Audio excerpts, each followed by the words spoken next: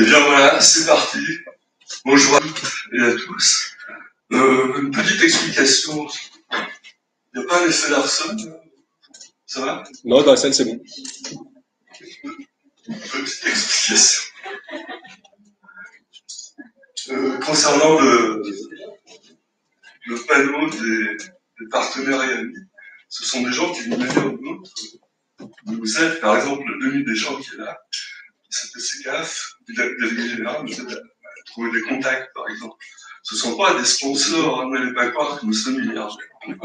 En revanche, les bonnes volontés sont les bienvenus. Donc, cette 6e conférence des ambassadeurs africains de Paris, maintenant, beaucoup d'entre vous la connaissent déjà, puisque vous venez depuis plusieurs fois. Et c'est un concept très simple, c'est de se mettre à l'écoute des voix africaines. Les voix africaines, elles sont multiples, elles sont nombreuses, elles sont dispersées dans des territoires immenses, bien au-delà de la frontière.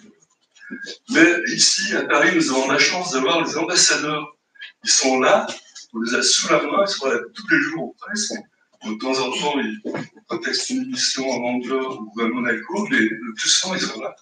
Et donc, il dit, pourquoi on me dit qu'il faut refonder la relation Afrique, Europe, France, pourquoi ne pas les écouter? Et donc voilà, c'est l'objet de ces conférences qu'on essaie de faire mensuelles.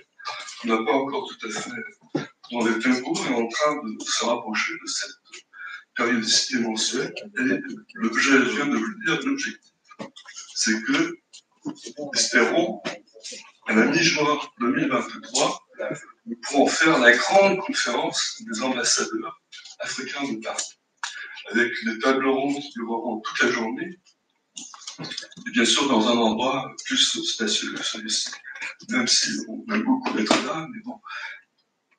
Ici, c'est donc l'Académie des sciences d'outre-mer, et Pierre Génie, le secrétaire perpétuel, voulait nous accueillir, malheureusement, il y a eu un refroidissement. Et bien, nous souhaitons un prompt rétablissement et nous le remercions de son accueil, ainsi que Thierry, la directrice de cabinet, ainsi que l'équipe de l'Académie, Adrien là-bas, qui s'occupe du visionnage, du filmage, Yvonne qui est à l'accueil, et d'autres personnes, Natalia, le secrétariat. Voilà, les éminents panélistes, vous les connaissez déjà, puisque toutes les infos que je vous ai envoyées, enfin, ils sont bien là. Il y a Madame l'ambassadrice du Niger, Madame Boulama, il y a Alain Leroy, ambassadeur de France,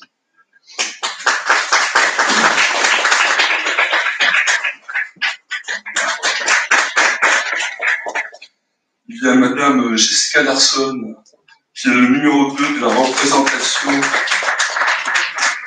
de la Commission européenne à Paris. Je dis à Paris parce qu'en fait, la France a le privilège d'avoir 2 représentations, l'autre étant à Marseille. Enfin, à Paris, vous êtes très bien. Même si nos amis marseillais, en plus de soleil, ils ont la mer aussi. Après, nous avons Cédric Levitre. Cédric Levitre est responsable des sujets de l'industrialisation de l'Afrique à l'IPMED, l'Institut de prospective économique du monde méditerranéen, qui a créé Jean-Luc Guigou il y a une douzaine d'années. Et puis, l'absent, mais qui va arriver, c'est M. Patrick Sauvestre, qui est responsable de la commission des institutions européennes OCEANE, le Conseil français des investisseurs en Afrique, qui est une association plus qu'un puisqu'il représente 60 milliards de chiffres d'affaires par an. Et donc Patrick est retenu dans une autre réunion, il sera vers 18h et on a prévu qu'il prendra la parole à ce moment-là. Là, il y a Madame Christelle Labernède, oui, je la reconnais, qui arrive, qui vient de loin, elle vient de l'Enfer Rochereau. Et Christelle est responsable des événements spéciaux de Business France. J'ai dit ça parce qu'en fait, dans cette assemblée de très haut niveau, il y a des responsables économiques, des avocats, des diplomates en grand nombre, enfin, en nombre en tout cas, et parmi eux, futurs ambassadeurs, souvent. Et puis, en plus de nos ambassadeurs panélistes, nous avons aussi le privilège et l'honneur d'accueillir M. Euseb Agbangla, ambassadeur du Bénin, je l'ai vu tout à l'heure. Madame Anna Bosman, ambassadeur du Ghana. M. François Kuliki Yumfira, ambassadeur du Rwanda. Enoch Tefera, je ne crois pas l'avoir vu, l'ambassadeur de l'Éthiopie, je le connais, il est déjà venu, mais il n'est pas là encore. Et monsieur, son Excellence Visayan Balédon, ambassadeur de Maurice, il n'est pas arrivé, mais bon, quand il arrivera, je le dirai. Donc, en tout cas, la présence de nombreux diplomates ambassadeurs nous réconforte et nous encourage, puisque c'est l'objet de cette initiative des conférences consulaires. Et l'objectif, je vous l'ai dit, c'est en juin prochain de faire la grande conférence. Je vais profiter des quelques minutes gagnées par l'absence de M. Pierre Génie, le secrétaire perpétuel, pour vous annoncer quelques événements brièvement d'intérêt africaniste dans les prochaines semaines à Paris et à Bordeaux.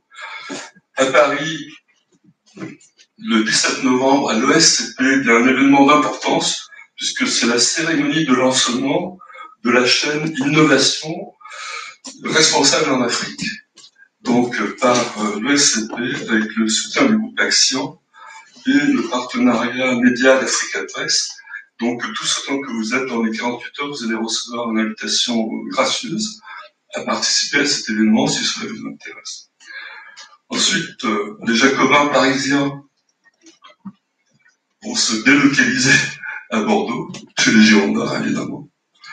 Du 23 au 25 novembre, à l'initiative de la CPCCAF, donc le délégué général, M. Denis Deschamps-Lénal, vous pouvez échanger avec lui tout à l'heure, il y aura les ateliers de la coopération consulaire et économique de la CPCCAF, la conférence permanente des chambres consulaires africaines et francophones, 130 entités en tout. Et il y aura aussi les RAFA, les rencontres d'affaires francophones et africaines, organisées par la Chambre de commerce de Bordeaux.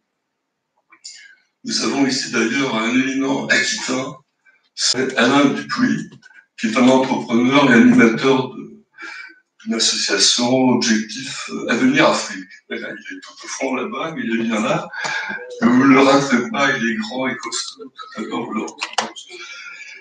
Après, on revient à Paris pour la rencontre exceptionnelle de Luciane, le 25 novembre, une rencontre d'affaires exceptionnelle avec une délégation ministérielle de la République démocratique du Congo. Le lien d'inscription figure déjà sur Africa Press, donc vous cherchez SIAD, vous allez très vite trouver, vous pouvez vous inscrire aussi. À nouveau à Paris les 5 et 6 décembre, alors là, Madame l'ambassadrice nous en parlera tout à l'heure, il y a un très grand événement Niger, intitulé Niger, terre d'accueil et d'opportunités, évidemment. Il s'agit de mettre en valeur tous les atouts du pays pour contribuer à son plan de développement économique et social, le deuxième volet, qui est entré en fonction, enfin, voilà, qui est en marche, on va dire. Et puis, alors, un peu d'autopromo, la CMAP 7, donc la 7e conférence des ambassadeurs africains, aura lieu le 14 décembre. Et le thème, ce sera...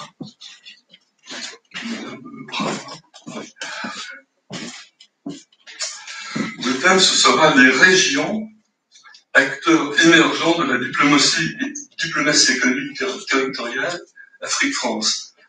Nous aurons 2-3 ambassadeurs, parmi eux, à nouveau, Madame l'ambassadrice du Niger, puisque c'est un sujet qui la passionne.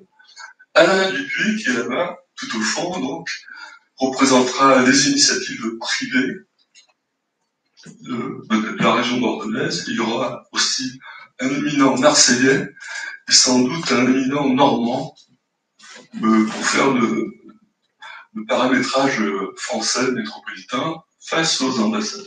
Voilà. J'ai déjà été trop long, mais je respecte le tempo.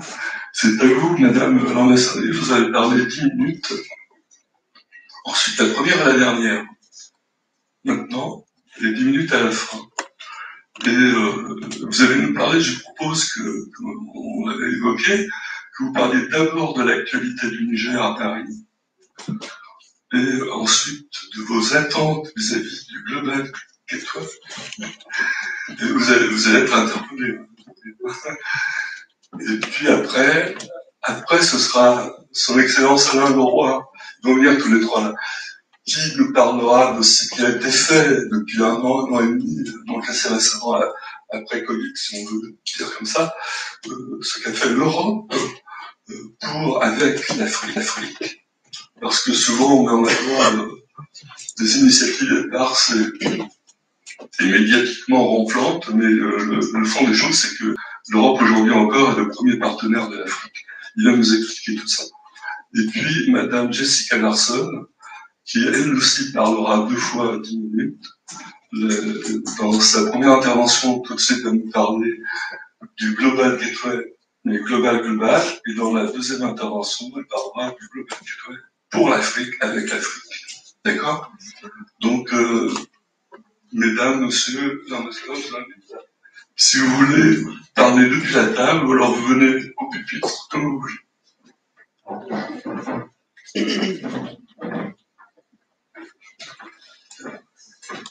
Qui parle en premier?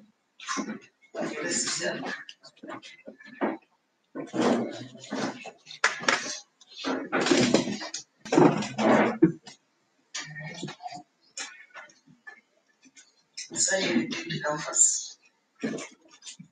Bien en face.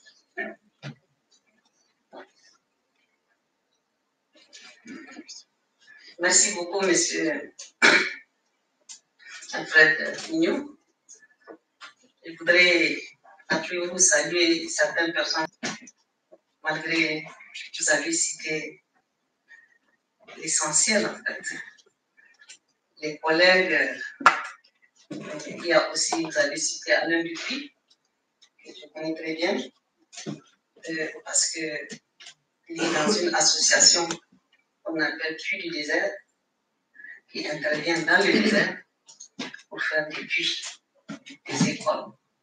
Je voudrais vraiment saluer le vice-président de l'association Puits du désert, qui intervient aussi dans le cadre de la population décentralisée.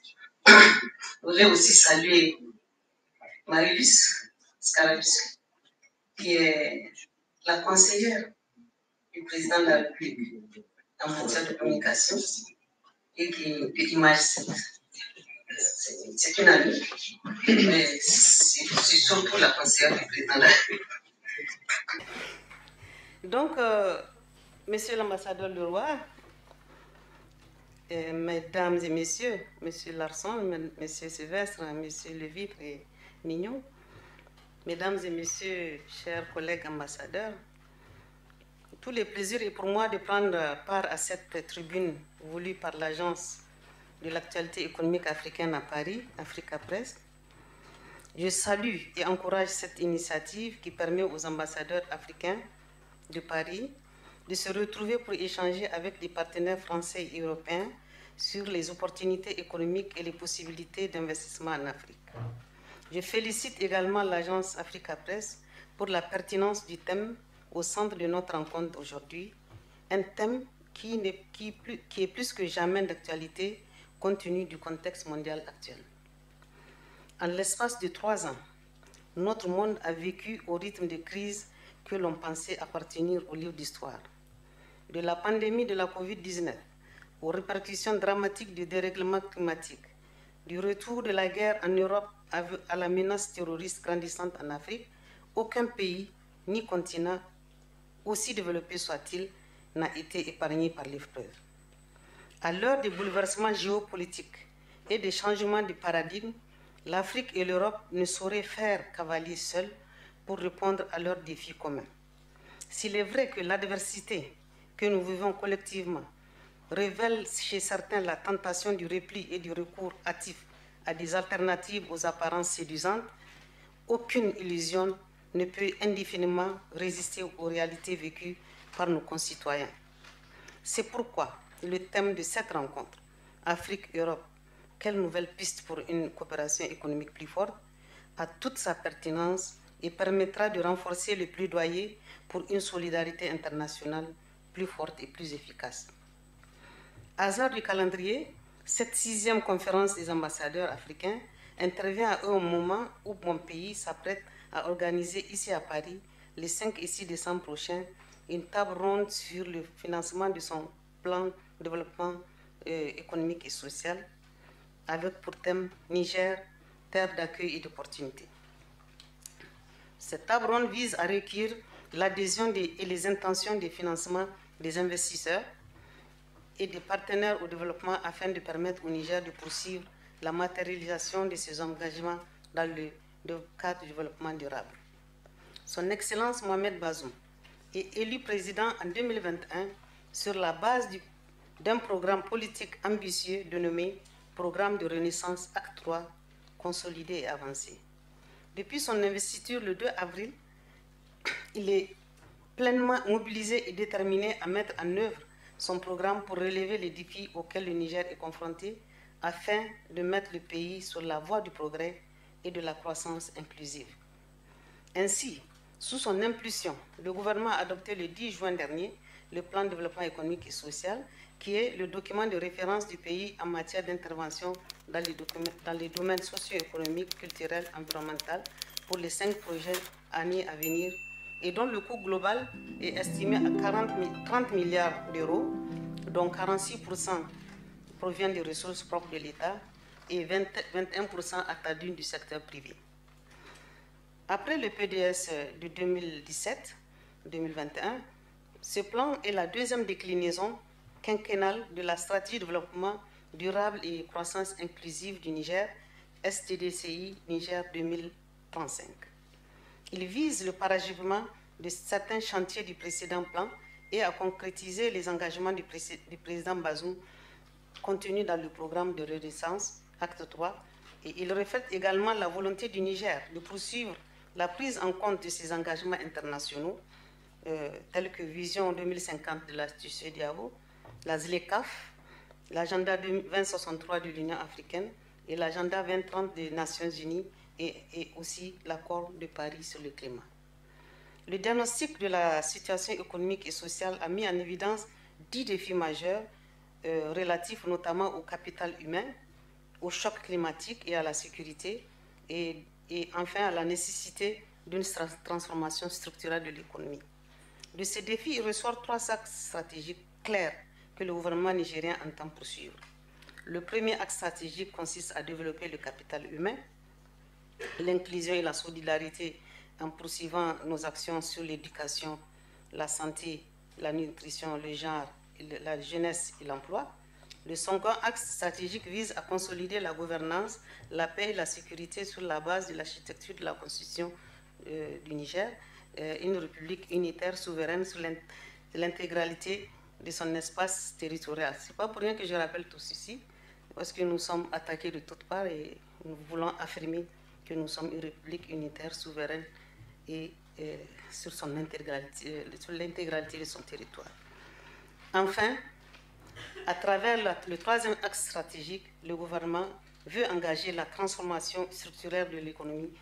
Ce processus passe principalement par le développement du secteur privé et la modernisation des secteurs porteurs au Niger, comme l'élevage, l'agriculture, pour une croissance robuste, stable et créatrice d'emplois. Dès lors, une question simple s'impose. De quels atouts le Niger peut-il se prévaloir pour attirer l'investisseur étranger? Par son appartenance à plusieurs organisations économiques régionales et internationales, comme l'UEMOA, la CEDEAO, la ZLECAf, qui est continentale, ou encore l'OMC, le Niger bénéficie d'un environnement financier stable, encadré et propice à la prospérité des affaires et du soutien de la croissance. Pour appuyer cet environnement, le gouvernement a pris plusieurs mesures et réformes pour renforcer le climat des affaires au Niger.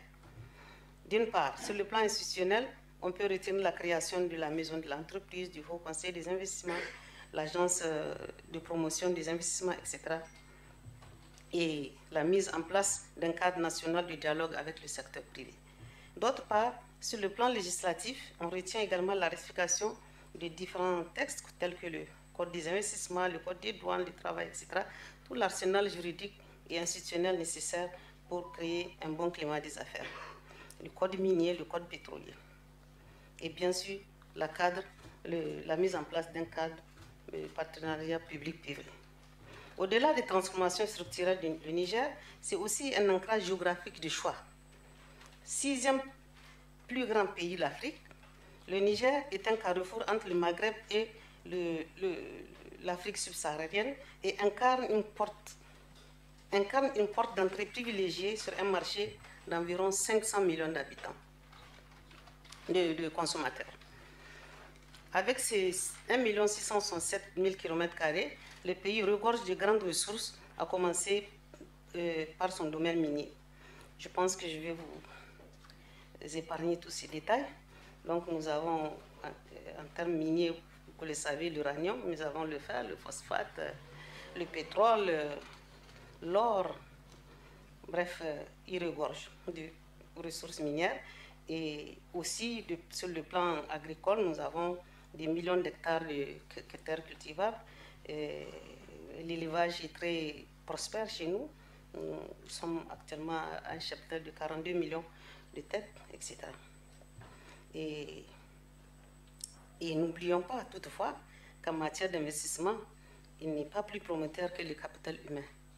De ce point de vue, les Nigériens sont un peuple foisonnant de talents. Je pense à son savoir-faire artisanal, etc., etc., le développement du tourisme, toutes ces opportunités que nous offrons aux futurs investisseurs qui veulent bien venir renforcer ce qui existe déjà en matière d'investissement direct étranger.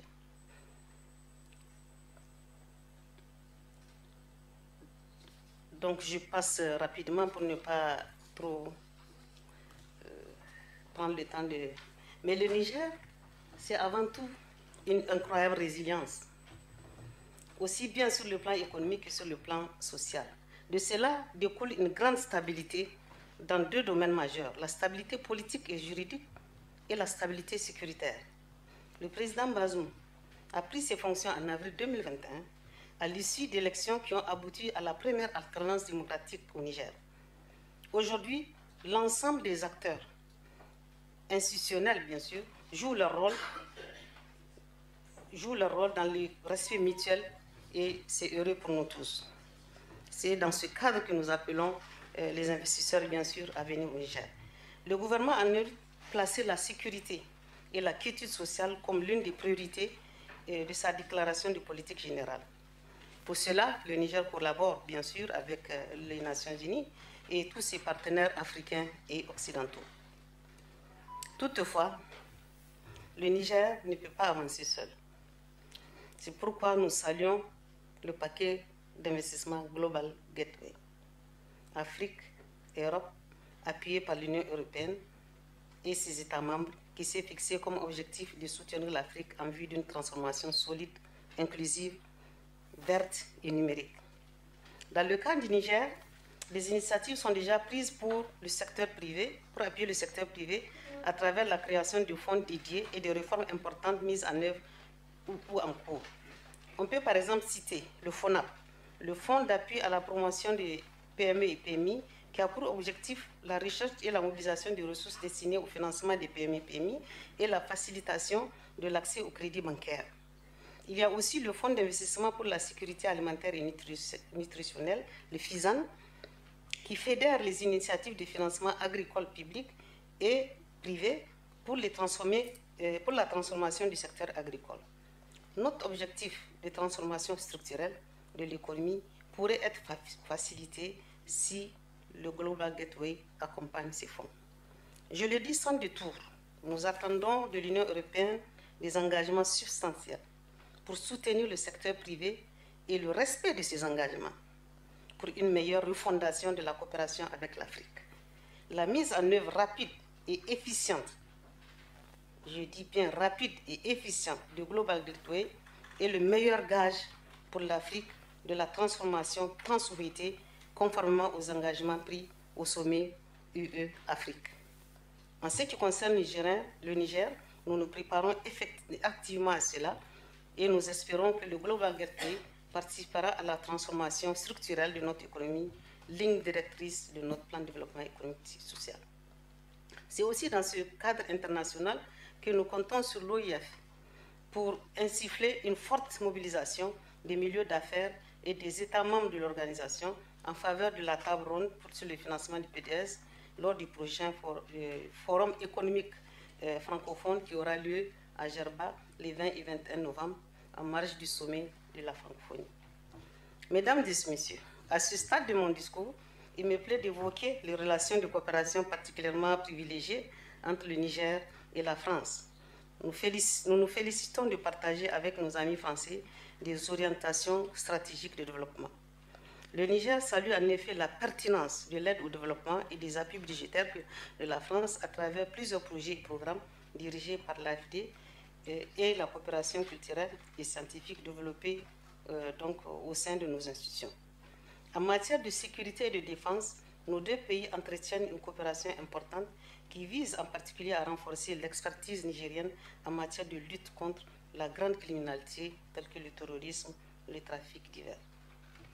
Par ailleurs, il est plus facile pour un homme d'affaires français d'investir au Niger que dans un pays dont le français n'est pas la langue.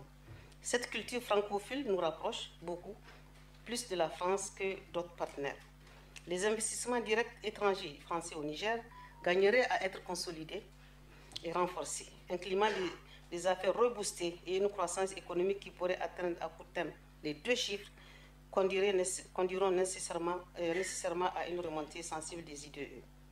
Nous lançons donc un appel aux grandes structures faîtières qui accompagnent les entreprises françaises dans leur développement, telles que Business France, CPCA, CAF, les MEDEF, les GPF, FFA, etc., pour dynamiser et renforcer les partenariats d'échange, de savoir-faire, de transfert de technologies avec les entreprises nigériennes et de formation entre TPE, PME et start-up françaises. Par ailleurs, la question de la coopération décentralisée est, à mon sens, porteuse de progrès dans le développement économique et social, tout en consolidant la démocratie de nos terroirs à travers l'accompagnement des collectivités territoriales. Plusieurs actions pertinentes de coopération décentralisée sont en cours au Niger, mais elles gagneraient à être plus visibles et amplifiées. C'est l'une des priorités que je me suis donnée en tant qu'ambassadrice du Niger en France, ambassadrice également des collectivités territoriales nigériennes auprès des collectivités territoriales françaises. Pour conclure, je rappelle que le Niger partage avec l'Europe une ambition économique commune. Nous appartenons à cet espace du Sahel qui est devenu par la force des choses la frontière sud de la Méditerranée et par extension de l'Europe. Historiquement, culturellement et aujourd'hui stratégiquement, nos 2 continents sont intimement liés et ne pourront avancer que sur une base de confiance, de coopération et de fraternité pour les années à venir.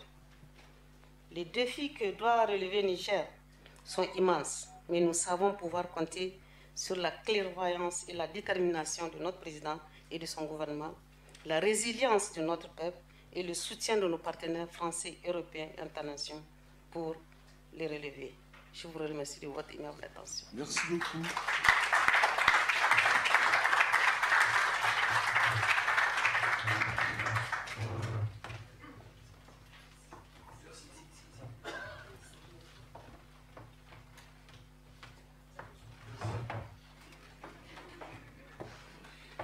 Bon, merci beaucoup Madame l'ambassadrice. Je crois que Madame Larsson a bien compris que vous attendez des réponses. Elle est venue pour apporter beaucoup de réponses. Je le sais parce qu'elle a eu la gentillesse de me transmettre son texte hier soir. Donc, mais avant de donner la parole, oui, alors vous avez aussi parlé de la deuxième mi-temps. On avait prévu l'OIF en deuxième mi-temps, mais bon, on trouvera bien des choses à dire, il n'y a pas de problème. Mais avant de donner la parole à Mme Larsson, nous allons écouter son Excellence Alain Leroy sur tout ce qu'a déjà fait l'Europe. Et puis je termine en saluant l'arrivée de Étienne Giros, notre ami président du CIAN, le Conseil français des investisseurs en Afrique, qui développe un plaidoyer justement pour la présence active, proactive du privé dans des politiques de développement. Bon, je laisse la parole à Alain Leroy, je vous en prie.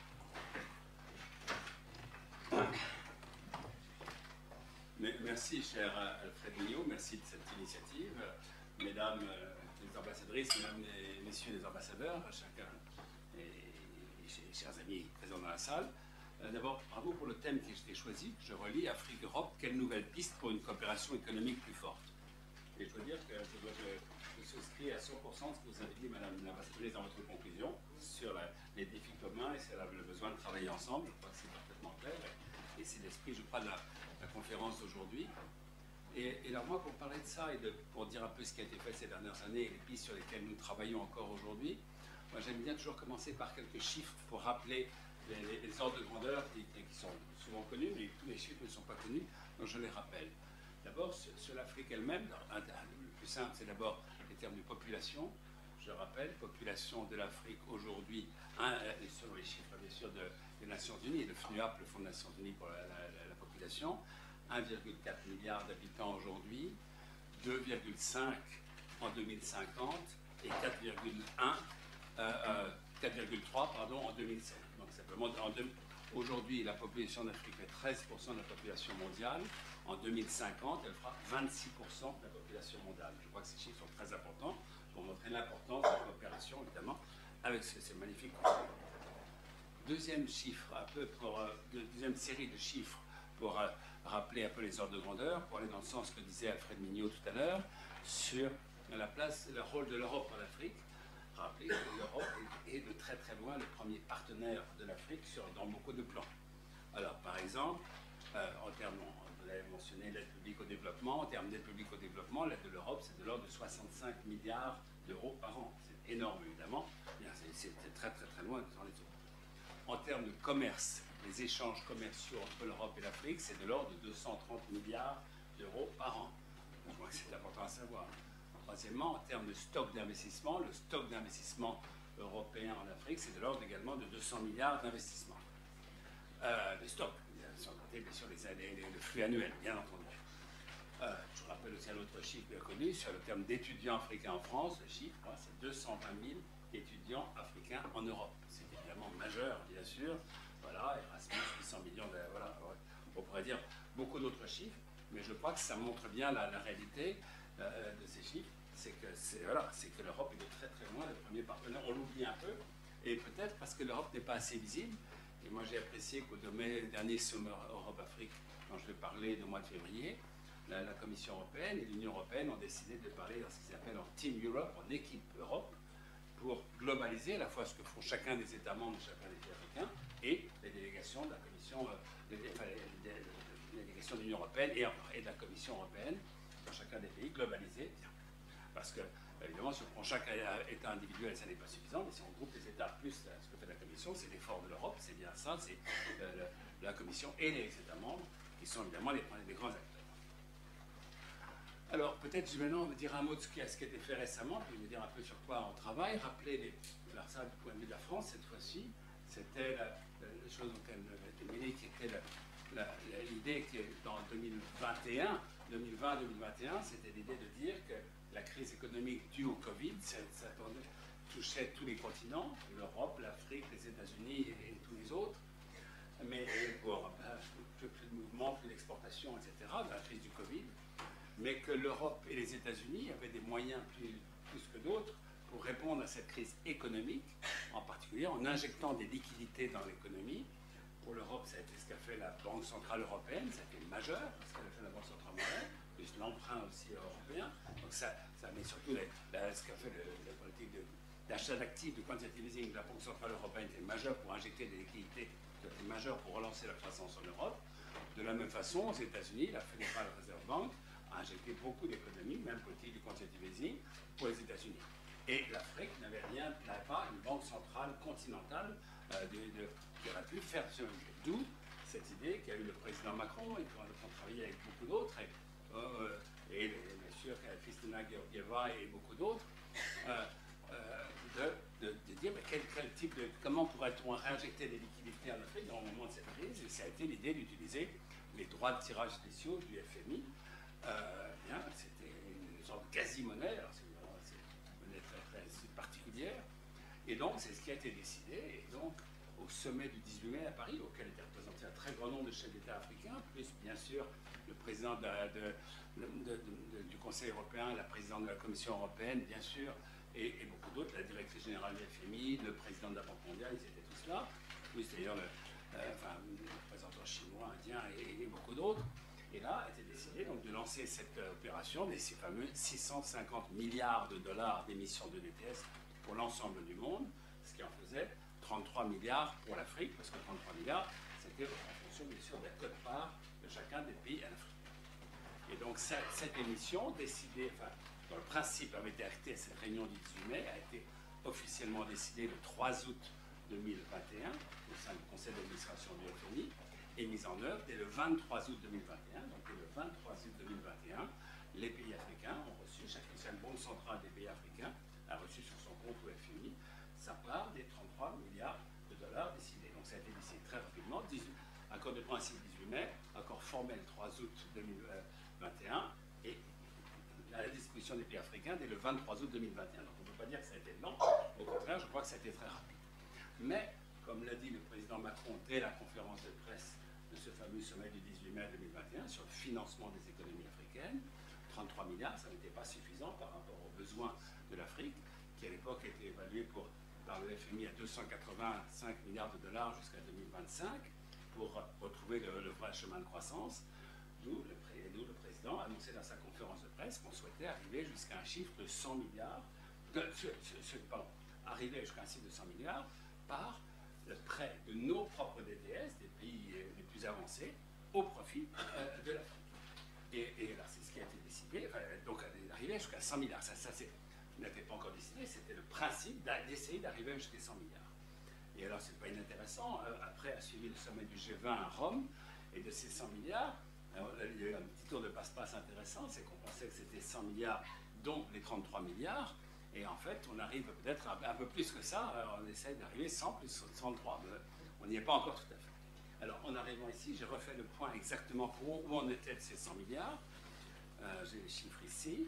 Voilà, on est à la date d'aujourd'hui, sachant que à la date d'aujourd'hui, on est à 81,6 milliards sur les 100 milliards. Ces 86 milliards ont été promis par les différents pays. Alors là, j'ai la liste des pays qui se sont engagés. La France s'est engagée à hauteur de 20% de ses propres DTS. Le président Macron a même annoncé récemment qu'il était prêt à aller jusqu'à 30%, et à augmenter sa part. La France, ça faisait déjà 5,7 milliards de ses propres DTS mis à disposition de l'Afrique. J'ai là la liste des pays qui ont participé. Donc, essentiellement, d'abord les pays du G20, l'Australie, le Canada, la Chine, la France, bien sûr, l'Allemagne, l'Italie, le Japon, la Corée, l'Arabie Saoudite, mais dans une proportion très faible, le Royaume-Uni et les États-Unis. Les États-Unis à hauteur de 20%, comme la France, mais il faut savoir que pour les États-Unis, le Congrès n'a pas encore donné son autorisation finale. Alors on espère que le nouveau Congrès donnera son autorisation. Bien. Mais les autres, les décisions sont prises. Donc ce qui faisait pour le G20, la totale du G20, environ 75 milliards de dollars. Mais à noter que nous continuons à travailler auprès des autres pays pour qu'ils participent. Et en particulier, nous comptons sur le sommet du G20 qui est bientôt gardé d'ici la fin du mois à Bali, en Indonésie, pour convaincre les pays du G20 qui n'ont rien mis pour le moment, et en particulier, par exemple, l'Inde, n'a rien mis pour le moment, le Brésil, la Russie, la Turquie n'ont participé pour le moment à hauteur de zéro. Donc nous continuons à la pression de ces différents pays, et je crois que votre pression sera utile aussi pour que d'ici le G20, et que l'Afrique du Sud pourra se faire votre interprète en participant au G20, pour que ces pays, je répète, l'Inde, le Brésil, le Mexique, la Russie, la Turquie, participent à cet effort au profit de l'Afrique. Et je note aussi qu'en dehors des pays européens, en dehors de ces pays du G20, d'autres pays européens non membres du G20 en participent également. Et je cite la Belgique, le Danemark, la Grèce, les Pays-Bas, l'Espagne et la Suède également. Donc ce qui fait au total aujourd'hui 81,6, qui est quand même un effort non négligeable qui a été fait. Et l'utilisation de cet argent, bon, là-dessus, nous avons pensé que il fallait d'abord utiliser les outils existants du FMI, un outil qu'ils connaissent un petit peu, je pense, certains d'entre vous, qui s'appelle le PRGT, Poverty Reduction and Growth Trust. Bon, le fonds, alors en français, le terme, je vois la traduction française, c'est le fonds fiduciaire pour la réduction de la pauvreté et pour la croissance. Et donc, c'est un fonds qui permet des prêts à taux concessionnels. En ce moment, il est à taux zéro, le taux zéro, le frais de PRGT, et d'une durée pouvant attendre 10 ans. Il pour tous les pays à faible revenu. Donc ça concerne en particulier 39 pays africains. Donc ça c'est majeur. La moitié de l'argent des 100 milliards arrivera à travers le PRGT. Mais il nous avait été dit qu'un certain nombre, y compris de pays africains, n'étaient pas à faible revenu, des pays à revenus intermédiaires, ça pouvait concerner par exemple la Tunisie ou d'autres. Et là-dessus, donc, on a lancé, ça a été lancé au sommet à Paris et maintenant c'est en place, c'est opérationnel depuis le 13 octobre, donc depuis quelques semaines, ce qu'on appelle le RST, Resilience and Sustainability Trust, en français, le Fonds fiduciaire pour la résilience et la soutenabilité, bien, qui s'adresse à l'ensemble des pays, cette fois-ci, pas seulement les pays à faible revenu, et qui sera doté dans un premier temps d'environ 33 milliards de dollars pour là des prêts de long terme, avec, a priori, des points jusqu'à 20 ans, avec 10 ans de période de grâce. Bien, j'ai tous les détails là-dessus, mais je ne vais pas les donner bien sûr à ce stade. Mais voilà, en tout cas, voilà sur quoi on travaille, sur ces droits de tirage spéciaux, je crois que c'était très important. Bien. Alors après, deuxième avancée importante comme ce sommet de mai 2021, c'était tout ce qui a été décidé sur le traitement de la dette des pays africains. Avec simplement l'idée de base, toute simple, qui consiste à dire qu'il y a 10-15 ans, une grande partie de la dette des pays africains avait été annulée à travers la procédure en anglais HIPIC, en français PPTE, pays pauvres très endettés. Bien, l'Europe avait fait un grand effort d'annulation de la dette et que malheureusement, depuis 15 ans, un grand nombre de pays s'étaient réendettés, dont une grande part, il faut le reconnaître, à l'égard de la Chine, et que donc, surtout suite au Covid, il était très important d'avoir un nouveau traitement de cette dette africaine qui bien sûr, bloquait, était un très grand inconvénient pour les ressources budgétaires africaines. Et là-dessus, donc, ce qui a été décidé, ce que nous avons souhaité, nous, la France, à ce moment-là, c'était que l'ensemble des bailleurs, enfin plutôt des créanciers, et donc la Chine en particulier, soit travaille avec nous. C'est pour ça que nous avons créé ce qu'on a appelé le cadre commun de traitement de la dette, Common Framework for Debt Treatment en anglais, qu'on a lancé à nouveau à ce sommet-là, et dans lequel, en disant que l'ensemble des créanciers soient autour de la table, et au profit des pays qui le souhaiteraient. Donc 3 pays ont déjà demandé à en bénéficier, le Tchad, la Zambie et l'Éthiopie. Bon. Et pour le moment, les choses avancent bien sur le Tchad. Pour la Zambie, les choses avancent malheureusement lentement, il faut reconnaître, parce qu'on a beaucoup de mal, la Chine a beaucoup de mal à mettre un peu la transparence sur ces chiffres. Donc ça avance, mais très très lentement. Pour l'Éthiopie, ça n'a pas encore commencé. Mais je crois que c'est très important. Notre idée, c'est que si on veut un vrai traitement de la dette qui soit juste pour tout le monde, il faut que ça touche l'ensemble des créanciers, y compris la Chine, et ça nous paraît une évidence. Bien, alors je vois que le temps file, donc je vais accélérer. Alors peut-être pour en venir au dernier sommet Union européenne-Union africaine, qui a eu lieu donc, le 17 et 18 février 2022 à Bruxelles. Rappelez que normalement ce sommet se tient tous les 3 ans, que le dernier avait eu lieu à Abidjan en 2017, donc plus de 4 ans, mais c'est évidemment le Covid qui avait dû reporter un certain nombre de choses. La France souhaitait qu'il se tienne sous présidence française de l'Union européenne, c'est ce qui a été fait à Bruxelles donc, en février de cette année, et avec laquelle beaucoup de choses ont été annoncées. Alors, la première urgence a été bien sûr les questions de santé sur le Covid, et là rappeler que l'Union européenne a au total fourni à l'Afrique 450 millions de vaccins. 450 millions de vaccins, avec une somme de 3 milliards en plus pour aider à les campagnes de vaccination. Et je dis ce chiffre à nouveau parce que quand on se promène en Afrique, on entend beaucoup dire que c'est la Chine qui a apporté tous les vaccins. Je rappelle les chiffres. La réalité de la Chine a apporté 150 millions de vaccins en Afrique, là où l'Europe en a apporté 450 millions. Bon, sans compter l'efficacité des vaccins de l'OMS, je ne détaille pas ce point-là, mais je rappelle ça, c'est un point très important. Et a été décidé aussi à ce sommet Union européenne-Union africaine de développer beaucoup l'assistance à la production locale de vaccins en Afrique. Et ça, c'était une demande majeure des Africains, et là-dessus, c'était vraiment répondu par la Commission européenne et les États membres, et en commençant par les pays les plus volontaires, l'Afrique du Sud, le Sénégal, l'Égypte, et encore quelques autres, production locale de vaccins, et en Afrique du Sud, ça a très largement commencé. Au Sénégal aussi, je l'ai vu à l'Institut Pasteur, là, quelques jours au moment du forum de Dakar sur la paix et la sécurité. Voilà, donc ça, c'est aussi une chose. A été décidé, bien sûr, à ce sommet, et là, je laisserai peut-être Mme Larsson en parler plus, le fameux Global Gateway annoncé par Mme van der Leyen, la présidente de la Commission, donc à hauteur quand même d'un éclat de 150 milliards d'investissements sur l'Afrique d'ici 2027. Alors moi, je traduis Global Gateway en français par portail global. Je crois que la traduction n'est pas encore complètement normalisée, mais en tout cas, moi, je trouve portail global, ça sonne assez bien. voilà, donc ça a été aussi parfaitement décidé. Et je rappelle quand même que ces investissements, ça concerne tous les domaines. Il y a l'énergie, transport, infrastructure, santé, éducation, voilà, beaucoup de choses. Et puis, toutes les garanties aussi apportées par la Banque européenne d'investissement, je ne détaille pas. Voilà. Alors, je pourrais encore rajouter beaucoup d'autres éléments, mais peut-être dire un mot sur lequel nous travaillons. D'abord, j'en dirai peut-être un mot dans le deuxième point sur ce qu'on fait au travers de l'entrepreneuriat africain, l'Alliance pour l'entrepreneuriat et la proposition de la Commission de l'Investing in Young Businesses in Africa. Ça me paraît très important, parce que, pour conclure, ce qui nous paraît évident, c'est qu'en dehors de tout l'effort que peuvent faire les Européens, la solution évidente, c'est le développement, le renforcement du secteur privé africain et des investissements dans le secteur privé africain. Et donc, ce que je peux vous dire, c'est qu'en ce moment, sur quoi travaillent beaucoup les ministères des Finances, surtout en prévision du G20 dans quelques semaines, c'est tout ce qu'on peut appeler, avec l'horrible terme, la dérisquisation des investissements étrangers en Afrique, pour au contraire, pour trouver des systèmes de développer des garanties pour faciliter les investissements étrangers et européens, en particulier en Afrique. Au moment du sommet de mai 2021, nous avions déjà cette idée, on va dire que dans tous ces flux financiers internationaux majeurs qui sont partout dans le monde et qui sont surabondants au point qu'en 2021, ils venaient par exemple en France s'investir à taux négatif, ça voudrait bien qu'ils étaient surabondants, ils ne venaient pas du tout suffisamment s'investir en Afrique, en partie pour une évaluation du risque. Alors après, il y a le rôle que dit l'OCDE, on pourrait parler beaucoup des différents sujets sur qui évalue le risque et comment il est évalué, est-ce qu'il n'est pas surévalué. Mais en tout cas, ce qu'on souhaitait, c'est qu'au contraire, qu'il y ait développer des systèmes de garantie pour faciliter encore, accompagner les investisseurs qui s'intéressent à l'Afrique. À l'époque, nous avions, au sommet de Montréal, nous avons beaucoup parlé avec le président Malpass de la Banque mondiale. Il avait été réticent à ce moment-là. Donc le sujet n'avait pas progressé suffisamment, à mon sens.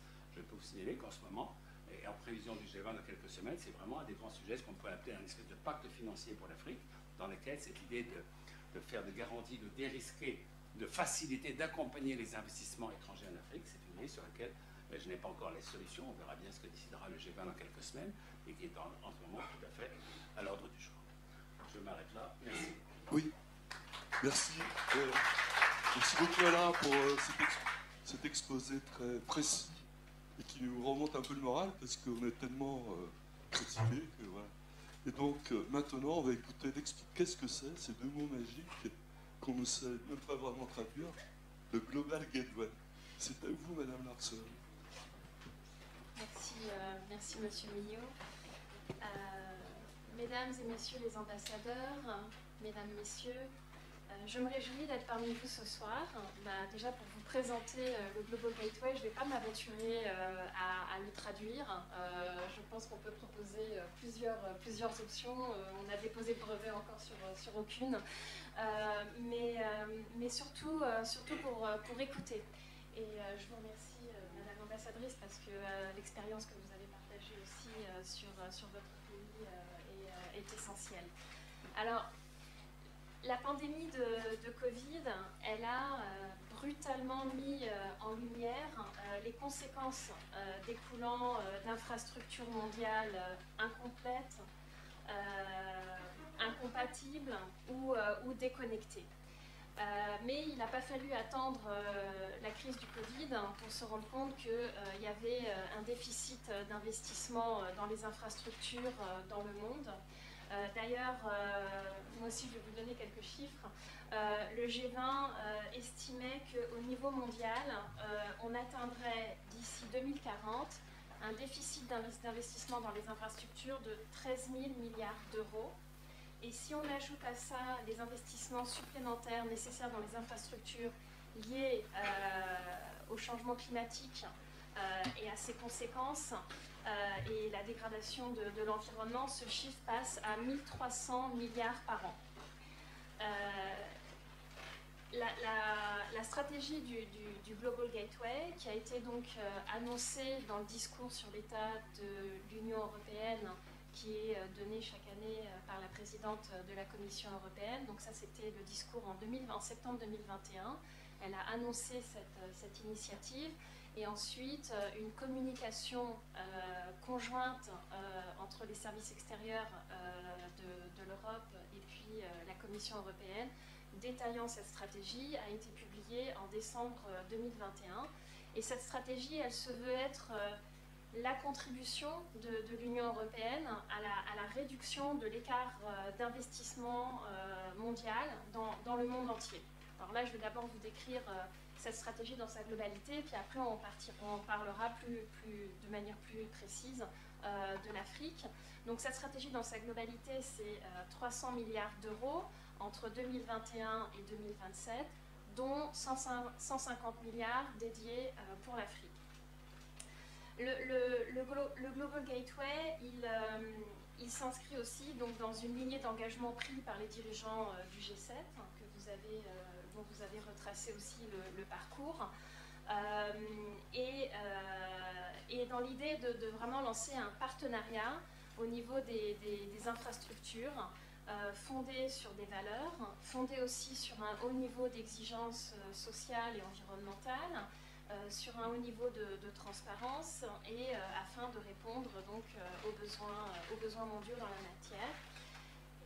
Cet agenda d'investissement, il se veut aussi transformatif. Il a aussi comme objectif de transformer les économies face aux défis qui nous concernent tous, le défi de la transition climatique, mais aussi le défi de la transition numérique. Il est évidemment pleinement aligné sur l'agenda 2030 des Nations Unies et ses objectifs de développement durable, ainsi que sur l'accord de Paris. Donc cette stratégie, elle vise à établir des liens entre les pays, entre les régions du monde, à investir dans des projets qui peuvent être réalisés avec des normes élevées, dans le respect d'une bonne gouvernance et de manière transparente, et à collaborer avec les pays partenaires, les institutions financières et le secteur privé, bien entendu, pour accroître, pour avoir aussi un effet de levier sur les investissements. La stratégie, elle va se concentrer sur les infrastructures physiques, par exemple des câbles en fibre optique, des corridors de transport propres, des lignes de transport d'énergie propre, afin de renforcer donc, les réseaux numériques, les réseaux de transport et d'énergie. Le but aussi de cette stratégie, c'est de fournir un environnement propice à la réalisation de projets en offrant des conditions d'investissement attrayantes et aussi donc, dans l'objectif aussi d'activer évidemment le secteur privé dans ces initiatives. Donc, les domaines clés de partenariat, c'est le secteur numérique, le climat et l'énergie, le transport, la santé, vous l'avez évidemment mentionné, et l'éducation et la recherche. Vous avez parlé du capital humain comme axe prioritaire pour le Niger.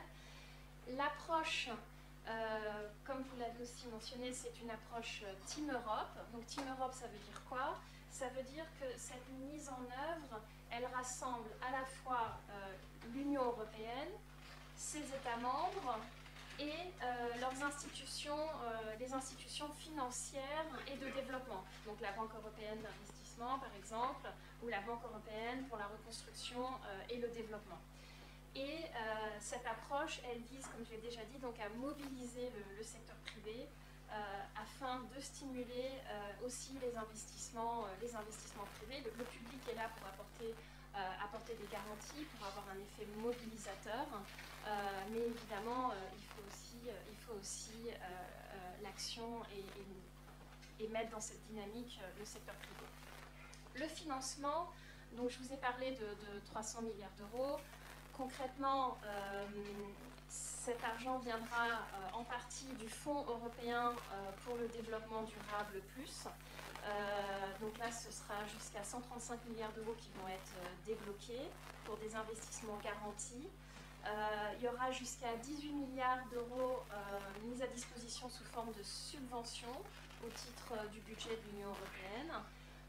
Notamment donc, le volet numérique et international du mécanisme Connecting Europe, Interreg, InvestEU, également Horizon Europe, qui est le programme de recherche et d'innovation de l'Union européenne, pour stimuler aussi justement, contribuer à développer aussi, à aider, à contribuer, à accélérer l'innovation et la recherche dans le monde.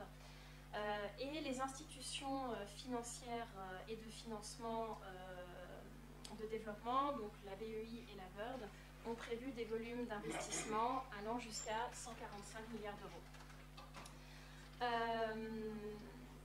Donc, en plus, l'Union européenne étudie la possibilité de mettre en place un système européen de crédit à l'exportation afin de compléter les dispositions existantes au niveau des États membres.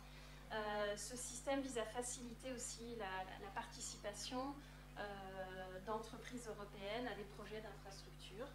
Et l'Union européenne pourra aussi fournir, quand c'est nécessaire, une assistance technique à ses partenaires afin de renforcer leur capacité à élaborer des projets, garantissant un bon rapport coût-efficacité, ce qui est important sur des projets d'envergure comme des projets d'infrastructure. La mise en œuvre concrète sur le terrain, elle va se faire beaucoup à l'aide des délégations de l'Union européenne dans les différents pays, puisque c'est là que les priorités peuvent être discutées, c'est là que les partenaires peuvent être mis autour de la table pour construire les projets. Voilà, je m'arrête là pour cette présentation et je reste à votre écoute.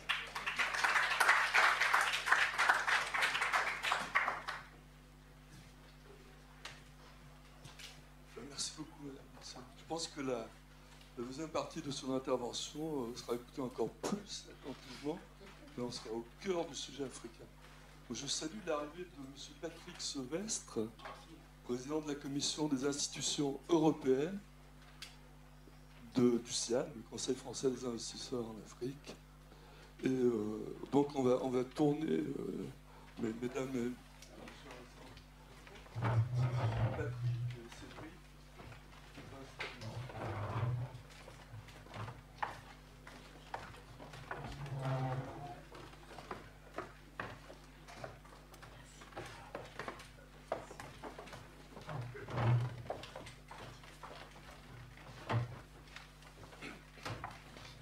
J'ai prévu d'abord Cédric, monsieur Cédric Devitre de l'IPMED, Industrialisation de l'Afrique, parce que je n'étais pas sûr de l'arrivée à l'heure, mais il est arrivé à l'heure exacte, Patrick Sevestre. Donc on va d'abord écouter en fait Patrick Sevestre, parce que son discours est plus large, et dans son propos, il est fait question justement aussi des zones économiques spéciales, que nous développera un concept que nous développons, enfin c'est une réalité déjà, mais le concept de la ZES euro-africaine que nous développera tout à l'heure, après, donc c'est avec le but. Donc, Patrick. Bonjour, mesdames, messieurs, chers consoeurs, chers confrères de l'Académie. Donc, je vais vous parler, donc, moi, mon sujet, c'est effectivement dans la partie renforcement de la coopération UE-Afrique, donc un peu quelles sont les pistes d'amélioration. C'est bien ça. Donc, moi, ce que je peux dire, d'abord, c'est que le sujet me paraît au combien pertinent aujourd'hui dans l'actualité, effectivement. Alors, c'est vrai que ces relations, elles sont effectivement depuis longtemps déjà symétriques et déséquilibrées. Hein. Pour mémoire, vous savez que plus de 70% des produits exportés par l'Afrique vers l'Europe sont des produits, je dirais, primaires. Hein, alors qu'à l'inverse, 70% des produits européens destinés à l'Afrique, exportés à l'Afrique, sont des produits manufacturés. Et 90% de ces produits importés par l'Europe sont déjà des produits qui rentrent en franchise de droit et de contingentement. Mais surtout, ce qui est important, c'est que le contexte actuel, hein, l'enchaînement des crises, hein, que ce soit la pandémie et la guerre actuelle en Europe, évidemment, va impacter très profondément ces relations, avec tout ce qu'on connaît de désorganisation des chaînes de valeur, etc., l'insécurité alimentaire, enfin bref, vous savez tout ça, l'endettement de ces pays qui repart beaucoup à la hausse, l'inflation à deux chiffres.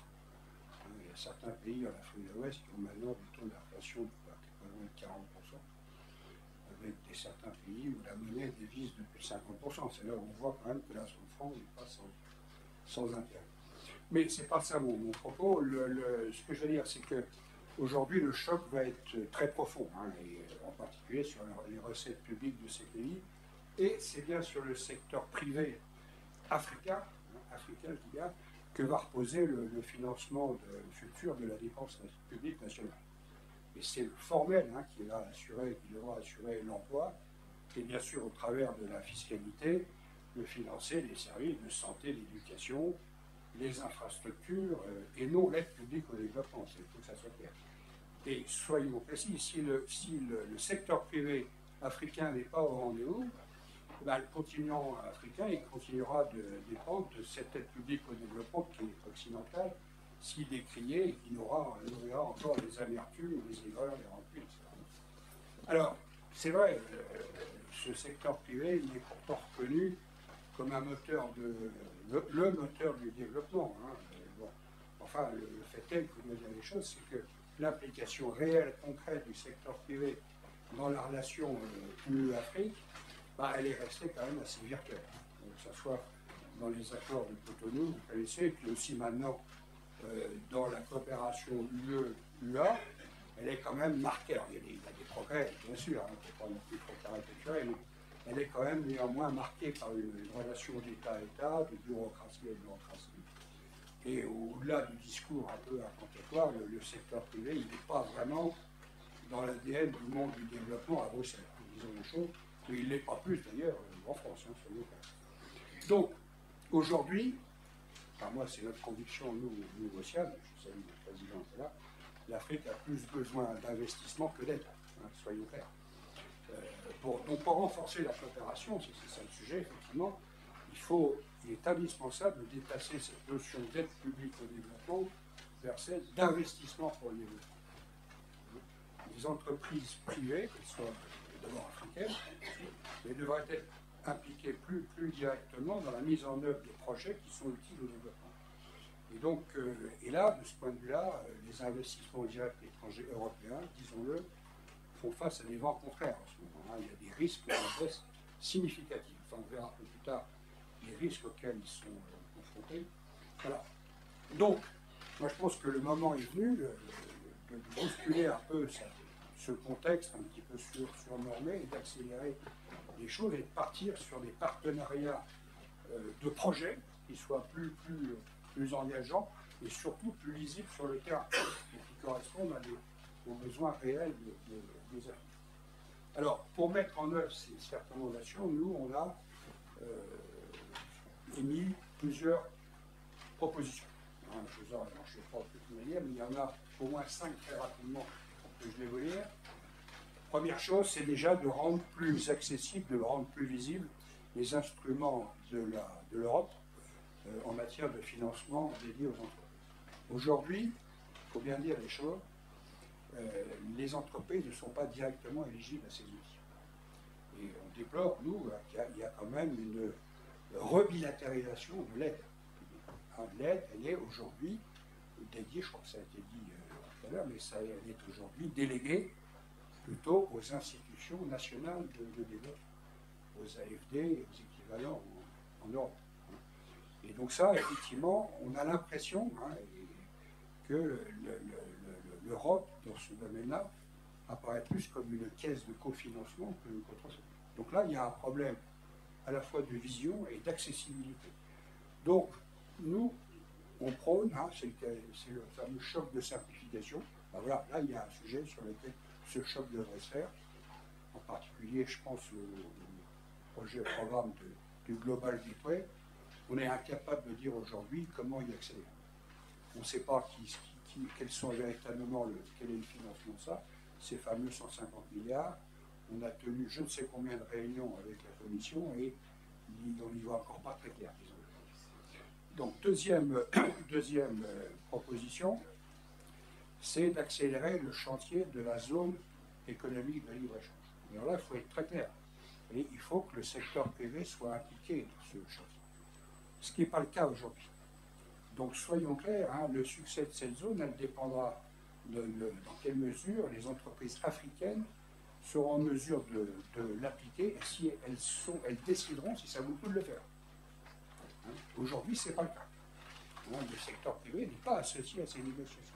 Et puis, disons-le, s'il n'y a pas un énorme chantier d'infrastructure, de routes, de corridors, etc., ça servira. Troisième sujet, mais je ne veux pas empiéter sur celui de mon cousin, je pense qu'il est important, si on veut vraiment pousser les investissements directs étrangers, pourquoi c'est important? Parce que l'objectif, c'est de faire en sorte que l'Afrique ne soit pas cantonnée sur des productions à faible valeur ajoutée. L'idée, l'objectif, c'est de les faire remonter dans les chaînes de valeur. Et pour ça, il y a besoin d'investissements directs étrangers. Et une bonne façon de le faire, ce sont ces zones économiques spéciales. Nous, on y croit, mais il y a un certain nombre de conditions, je ne veux pas empiéter sur ce sujet, mais il faut que ça soit très spécialisé, et il faut surtout que ces zones soient gérées par le secteur privé, ou dans le cadre de partenariats public-privé. Si c'est l'État qui s'occupe de ça, on est sûr que ça ne marchera jamais. Quatrième sujet, c'est de mettre la formation technique professionnelle au cœur de l'effort financier européen. Il y a un fossé qui se creuse, il y a une inadéquation entre ceux qui sortent de la formation en Afrique et les besoins des entreprises. Si les entreprises ne trouvent pas sur place les compétences dont elles ont besoin, elles ne viendront pas. Ou alors elles feront venir des gens de l'extérieur, ce qui est un problème de compétitivité et c'est surtout socialement tout à fait inacceptable. Donc là, il y a des bonnes expériences de Bruxelles là-dessus, je pense au projet Archipelago. Pourquoi? Parce que Archipelago, ça a été délégué au secteur privé.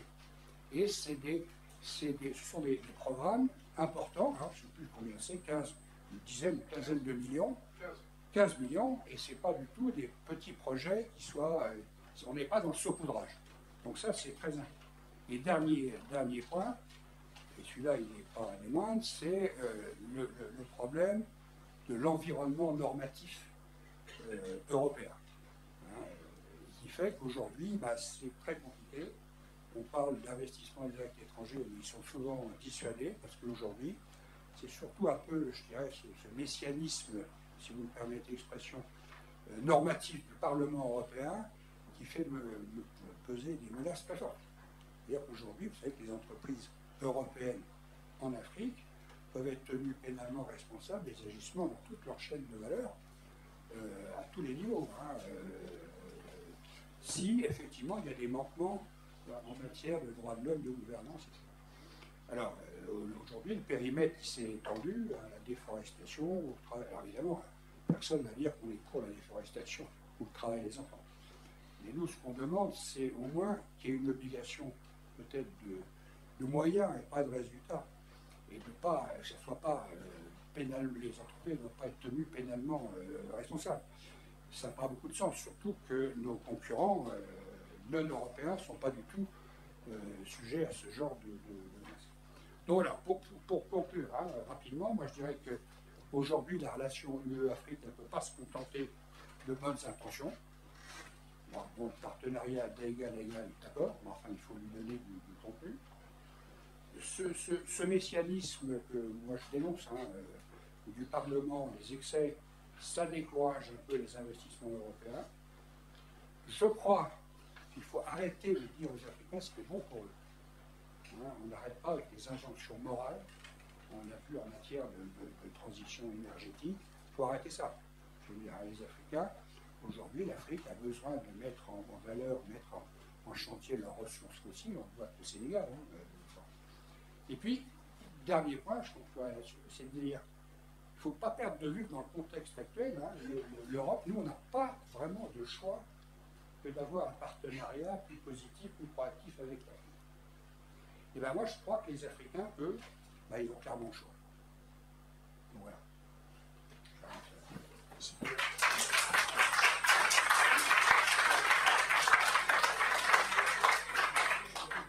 À l'applaudissement du maître, on va considérer que la question de la valorisation du secteur privé dans la politique de développement avec l'Afrique fait consensus. Presque. Tout le monde est d'accord. Mais bon.